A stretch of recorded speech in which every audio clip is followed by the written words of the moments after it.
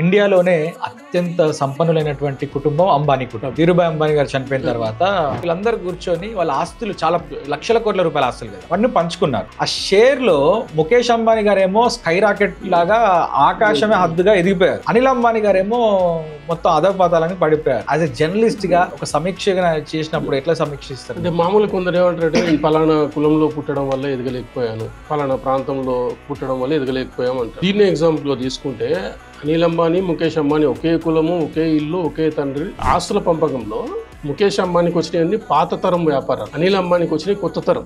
వీళ్ళకి వచ్చినాయంటే telecommunication, mutual funds, finance, ఇలాంటివన్నీ కొత్త వ్యాపారాలు. ఇవన్నీ ఇతనికి వచ్చాయి. అతనికి వచ్చినాయి ఏంటంటే పెట్రోలియం అవి వచ్చాయి, పాత తరం వ్యాపారాలు అవన్నీ. జియో పెట్టేటప్పుడు 2 లక్షల కోట్లు పెట్టుబడి పెట్టారు. అంటే ఏంటంటే ఒక 10 సంవత్సరాల తర్వాత ఏం జరుగుతుందని గ్రహించి నువ్వు ఆ రంగంలోకి ఇప్పుడు పోతే నిలబడుతుంది. తమ్ముడు ఏంటంటే స్టైలు, సినిమా యాక్టర్, సినిమాలు తీశాడు. నీకెందుకు?